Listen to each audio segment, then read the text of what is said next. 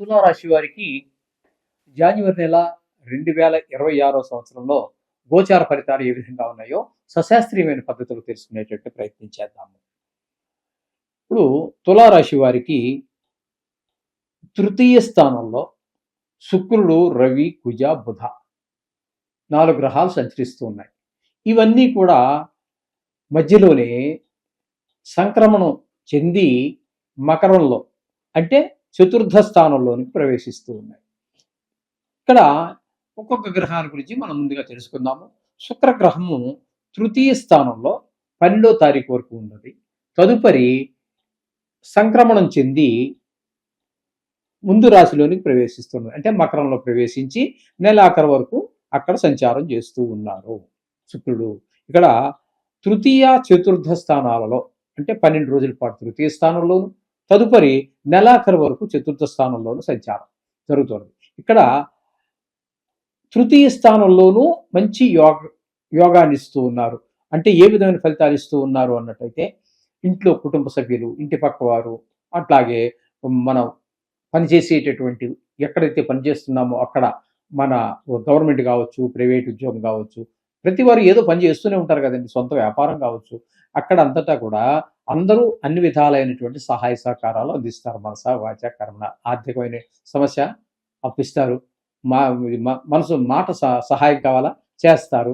అట్లా అన్ని రకాలుగాను మీకు సహాయ సహకారాలు అందించడం ద్వారా నేను ఒక్కడనే కాదు, నాకు వెనక చాలా మంది ఉన్నారు అనే అభిప్రాయంతో మీరు మరింత ముందుకు వెళ్ళేట అవకాశం కల్పిస్తూ ఉంటుంది. ఈ 12 రోజుల పాటు శుక్రుడు ధనస్సులో సంచార కాలంలో తదుపరి ఆయన సంక్రమణం ద్వారా చతుర్థ స్థానం అయినటువంటి మకరంలో ప్రవేశించి నెలాఖరు వరకు ఉంటారు. అక్కడ చతుర్థ స్థానంలో కూడా మనకి శుక్ర భగవానుడు అనుకూలిస్తూ ఉన్నాడు. ఇక్కడ విద్య విషయంలోను, గృహాల విషయంలోను, ఇంటి స్థలాల విషయంలోను, భూమి విషయంలోను, వాహనాలు, మన స్వభావము, అలాగే తల్లిగారు ఆశీస్సులు లేదా ఆవిడ ఆరోగ్యం విషయాలన్నింటిలోనూ కూడా మనకి శుక్ర భగవానుడు పరిపూర్ణంగా సహకరిస్తూ ఉన్నాడు. అంటే నెలకి నెల కూడా ఖచ్చితంగా మనకి శుక్ర భగవాన్ యొక్క మంచి ఫలితాలు మనం అందుకుంటున్నాము. ఇకపోతే రవి యొక్క సంచారం మనం తీసుకున్నట్టయితే తృతీయ స్థానం అయినటువంటి ధనురాశిలో 14వ తారీఖు వరకు సంచరించి తదుపరి మకర సంక్రమణం రోజున అంటే 15వ తారీఖు నుండి చివరి వరకు నెలాఖరు వరకు కూడా అక్కడ మకరంలో సంచారం చేస్తూ ఉన్నారు. ఇక్కడ తృతీయ స్థానంలో ఉన్నప్పుడు రవి అందరి యొక్క సహాయ సహకారాలు, ఇంట బయట తెలుసున్న వారు, కొన్ని సందర్భాల్లో తెలియని వాళ్ళు అందరూ కూడా మనకి సహాయం, మనస డబ్బులు కావాలా, మనస వాచ కర్మ ఏ సహాయం కావాలన్నా కూడా మనకి అందించడానికి సిద్ధంగా ఉంటారు. అది ఒక మనకి ఇందాక శుక్రుడు అదే పరిస్థితిలో ఉన్నారు, ఇక్కడ రవి కూడా అదే పరిస్థితిలో ఉన్నారు. అంచేత చాలా శుభ పరిణామం. అందరూ ఉన్నారు, అన్ని రకాలుగా సహాయపడుతున్నారంటే ఎలాగైనా ముందుకు వెళ్తాం కదా. అలాగే కుజుడు కూడా ఒక 15వ తారీఖు వరకు తృతీయంలోనే ఉండి తదుపరి ఆయన కూడా సంక్రమణం చెంది చతుర్థ స్థానంలోకి వెళ్తున్నారు. ఇక్కడ ఈ రవి గురించి మనం మొదటి 14 రోజులు అనుకూలంగా ఉన్న తరువాతి 15 రోజుల నుంచి నెలాఖరు వరకు మాత్రం చతుర్థ స్థానంలో కొంచెం ఇబ్బందులు కలిగించేటట్టు పరిస్థితి ఉంటుంది. తల్లిగారి విషయంలో, భూమి విషయంలో, ఇట్లాంటి విషయాల్లో. ఇక కుజుడు తృతీయ స్థానంలో ఉన్న 15 రోజులు కూడా మనకి అందరి సహాయ సహకారాలు అందించడానికి మనకి 3 గ్రహాలు సిద్ధంగా ఉన్నాయి. ఇక్కడ మొదటి 15 రోజులు మొదటి పార్ట్ అంతా కూడా 2 భాగాలు చేస్తే నెలని మొదటి భాగం అంతా శుక్రుడు, రవి, కుజుడు కూడా అందరూ సహాయ సహకారాలు అందిస్తున్నారు. తద్వారా మొదటి 15 రోజులు చాలా ముందుకు. ఇకపోతే బుధుని యొక్క సంచారం, బుధుడు కూడా ఇక్కడ తృతీయంలోను చతుర్థంలోను ఆయన కూడా సంచారం చేస్తున్నారు. ఇక్కడ తృతీయంలో 17వ తారీఖు వరకు ఆయన సంచారం చేస్తున్నారు. ఇక్కడ ఈ బుధుడు మాత్రం మనకి ప్రతికూలమైన ఫలితాలే ఇస్తాడు. ఎవరి సహాయ సహకారాలు అందకుండా ఉండే విధంగా ఆయన ప్రయత్నం ఆయన చేస్తుంటారు, ఆయన డ్యూటీ. ఇక తదుపరి రెండో 15 రోజుల్లో ఈ 3 గ్రహాలు మనకు అనుకూలించట్లేదు కదండి. రవి కానీ శుక్రుడు అనుకూలిస్తున్నాడు, రవి కానీ కుజుడు కానీ అనుకూలించట్లేదుగా. ఇక్కడ మళ్ళీ శుక్రుడు అనుకూలిస్తున్నాడు, మళ్ళీ బుధుడు కూడా 18వ తారీఖు నుండి నెలాఖరు వరకు చతుర్థంలోని ఈయన కూడా మనకి చతుర్థ స్థానంలో అనుగ్రహిస్తున్నాడు, మనకి అనుకూలమైన ఫలితాలు ఇస్తూ ఉన్నాడు. ఇక్కడ కూడా విద్య, భూమి, గృహము, అమ్మగారు, తల్లిగారు ఈ విషయాలన్నింటిలో ఇక్కడ 4 గ్రహాలు ఈ తృతీయంలో ఉన్నటువంటి 4 గ్రహాలు చతుర్థంలోకి వెళ్ళాయి కదా. అక్కడికి వెళ్ళిన తర్వాత 2 గ్రహాలు అంటే రవి కుజులు అనుకూలించట్లేదు, కానీ శుక్రుడు బుధుడు అనుకూలమైన ఫలితాలే ఇస్తూ ఉన్నారు. ఇక్కడ తృతీయంలో మాత్రం మనకి బుధుడు అనుకూలమైన ఫలితాలు ఇవ్వలేదు. ఇది గమనించుకోవాలి. ఓకే, ఈ విధంగా ఈ 4 గ్రహాలు మన ఫలితాలు ఇస్తూ ఉన్నాయి. ఇకపోతే 5వ స్థానంలో రాహువు సంతానం మీద దుష్ప్రభావం చూపిస్తారు. వారు చదువులో వెనకబడటము, ఆటల్లో ముందుండటము, చదువు మీద శ్రద్ధ తగ్గటము, చిరు స్నేహాలు ఇట్లాంటివన్నీ కూడా రాహుగ్రహ సంచారం వల్ల కలుగుతూ ఉంటాయి. ఈ రాహుగ్రహ అనుకూలం లేకపోయినట్టయితే దానివల్ల మనకి ఈ తేళ్లు, జర్రులు, దోమలు ఇట్లాంటి వాటి వల్ల కూడా కొంత చికాకులు కలిగేటువంటి వ్యవహారం అంతా ఉంటుంది. ఇకపోతే 6వ స్థానంలో శని అద్భుతంగా యోగిస్తాడు.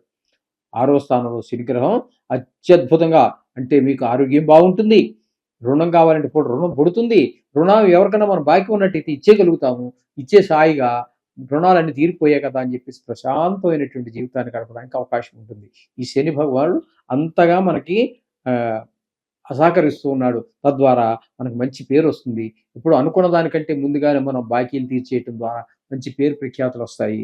ఈ విధంగా మనకి చాలా అనుకూలమైనటువంటి ఫలితాలు, 100కి 100 పాళ్ళు అనుకూలమైన ఫలితాన్ని శని భగవానుడు ప్రసాదిస్తూ ఉన్నాడు. ఇకపోతే భాగ్యస్థానంలో గురువు అద్భుతమైనటువంటి ఫలితాలు ఆయన కూడా ఇస్తూ ఉన్నారు. పిల్లల విషయంలో బాగుండే అవకాశం ఉంటుంది, భావం కాబట్టి. అలాగే తండ్రి గారి ఆరోగ్య విషయంలో బాగుంటుంది. గుళ్ళు గోపురాలు మీరు అనుకున్నా అనుకోకపోయినా తిరగటం అవుతుంది. ఎలాగా ధనుర్మాసం అంత పరమ పుణ్యప్రదమైనటువంటి మాసం ధనుర్మాసం అనేటటువంటిది. ఇది కాబట్టి ఈ అన్ని గుళ్ళు కూడా పండగ వాతావరణాన్ని సంతకరించుకుని ఉంటాయి. మీరు గుళ్ళకి గోపురాలకి వెళ్ళగలుగుతారు.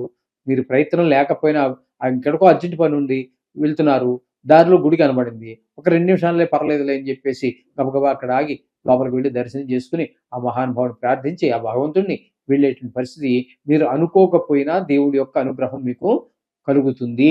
ఆయనే రప్పించుకుంటారు. ఆయన యొక్క అనుగ్రహం తుంభాగ్య స్థానంలో గురువు ఉన్నారు కాబట్టి ఈ విధమైన ఫలితాలని గురువు కనిపిస్తూ ఉన్నారు. ఇకపోతే కేతువు, ఈయన ఇంకా అద్భుతమైనటువంటి ఫలితాలు ఇస్తూ ఉన్నాడు. చూడండి ఏ విధమైన ఫలితాలు అంటే, ఈయన ఏకాదశ స్థానంలో ఉన్నారు.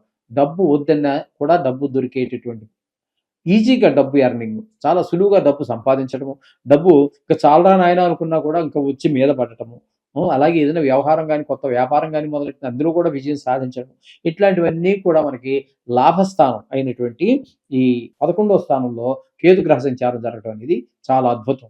చెప్పాలి అన్నట్టయితే ఇక్కడ మనం పూర్తిగా చెప్పుకుందాము.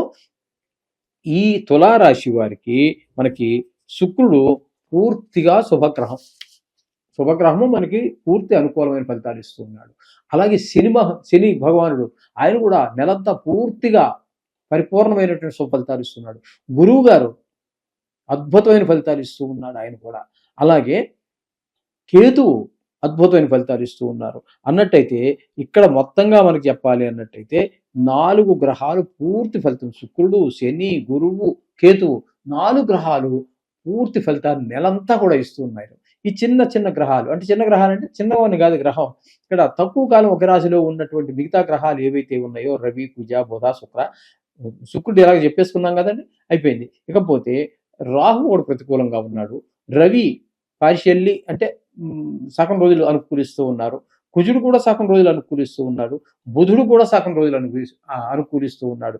అందుచేత మనకి ఇక్కడ 4 గ్రహాలు పూర్తిగాను, 3 గ్రహాలు పాక్షికంగాను, ఇప్పుడు వరకు మనం చెప్పుకున్నటువంటి ఈ 7 గ్రహాలలో 7 రాశులలో తులారాశి వారికి 4 గ్రహాలు పూర్తిగాను, 3 గ్రహాలు పాక్షికంగాను యోగిస్తూ ఉన్నాయి, 8 గ్రహాలకు గాను. అందుచేత ఒక్క రాహువే పూర్తిగా అనుకూలించినటువంటి గ్రహం, చాలా బాగుందని మనం చెప్పుకోవచ్చు. గోచార రీత్యా మనం చెప్పుకుంటున్నాం కదండి, బాగున్నంత మాత్రాన అంతా సంతోషపడాల్సిన పని, వ్యక్తిగత జాతకం కూడా చూసుకోవాలి. అందుచేత మొత్తం మీద వీరికి దిగ్విజయంగా జరిగేటటువంటి, ఏదైనప్పటికీ బాగలేని గ్రహం రాహుకి, మిగతా గ్రహాలు పాక్షికంగా యోగిస్తున్నాయి కాబట్టి వాటికి అలా అని చెప్పేసి యోగిస్తూ ఉన్నటువంటి గ్రహాలు చేయకూడదని కాదండి. నవగ్రహ మంత్రం మనం రోజు చెప్పుకుంటున్నాం కదా, 2 సంవత్సరాల నుంచి చెప్పుకుంటూనే ఉన్నాం. మీకు ఈసరికి నోటికి వచ్చేసే ఉంటుంది, అందరికీ కూడా మన ఛానల్ చూసే అందరికీ కూడా వచ్చే ఉంటుంది. కాబట్టి తప్పకుండా బాగుని గ్రహాలకి కూడా మీరు అది చేసుకోండి. సర్వశుభాలు పొందుతారు. ఈ తులారాశి వారు మరింత శుభప్రదమైన ఫలితాలు గోచార రీత్యా సంభవిస్తున్నాయి. ఇది గ్రహించుకోండి. శుభం.